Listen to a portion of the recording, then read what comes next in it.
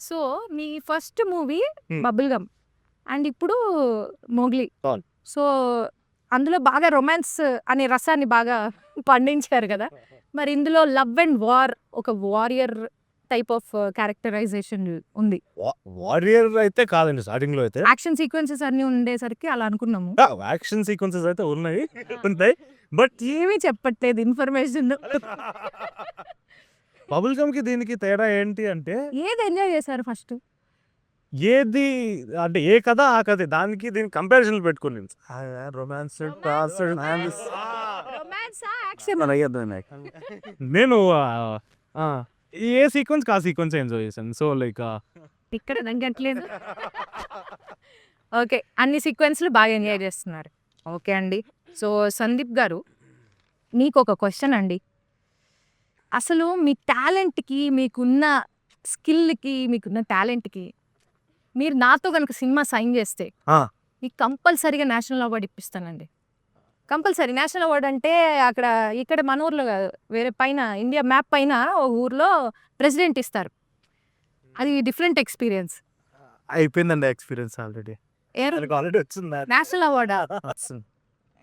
ఓకేలే, ఏం చెప్పనివ్వట్లేదు నన్ను. సరే, ఇంకేదైనా అవార్డు ఇప్పిద్దాం. సో మీరు ఈ స్టోరీ రాయాలి అని ఇన్స్పిరేషన్ అసలు ఎక్కడి నుంచి మొదలైంది మీకు? ఒక లవ్ స్టోరీ చేయాలి అని అనుకున్నామండి. ఇంకా లవ్ స్టోరీ చెయ్యాలి అని అన్నప్పుడు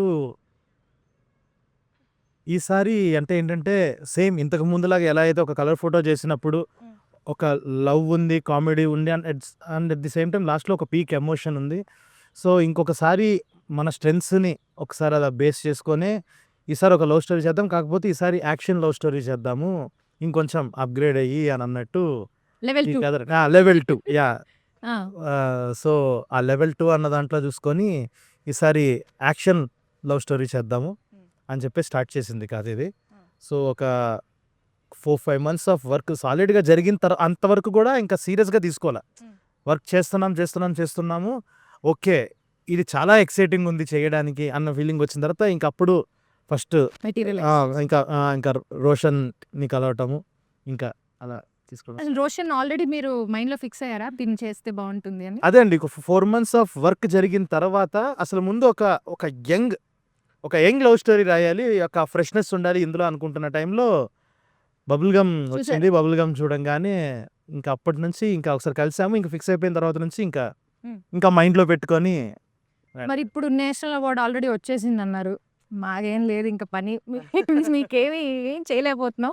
బట్ కలర్ ఫోటోకి వచ్చింది కదా నేషనల్ అవార్డు.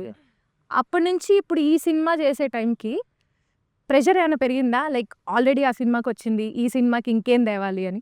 ఒకటి ఫస్ట్ ఏం తేవాలి అన్నాం కన్నా పేరు పోగొట్టకూడదు అన్నది ఏదో గట్టిగా ఉంది. అది ప్రెషరే. అదే చాలా పెద్ద pressure actually.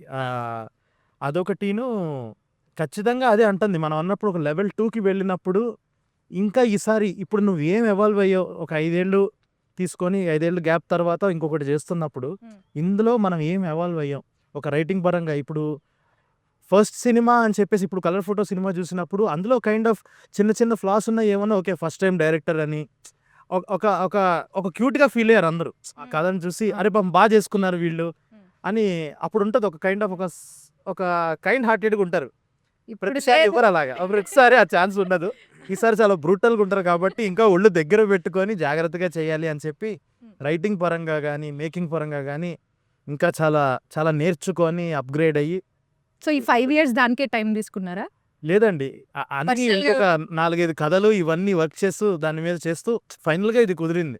Too many things. ఇంకొకటి ఏంటంటే అందులోనూ మనం ఒక పక్కన యాక్టింగ్ చేసేస్తూ మధ్యలో డాకులో కూడా అలా యాక్టింగ్ ఇలాగా అదర్ అవగేషన్స్ ఎక్కువైపోయి ఎక్స్ట్రా కరికులర్ యాక్టివిటీస్ ఎక్కువైపోయి ఇవే ఏదైనా పనే కాదు ఏదైనా అపార్ట్ ఫ్రమ్ మూవీ అదర్ లేదండి, సినిమాలోనే ఏదో క్రాఫ్ట్ లో అన్నిట్లో అలాగా ఏదైనా అన్ని సినిమాకి సంబంధించిన పనులే చేసుకుంటూ డైరెక్షన్ యావగేషన్స్.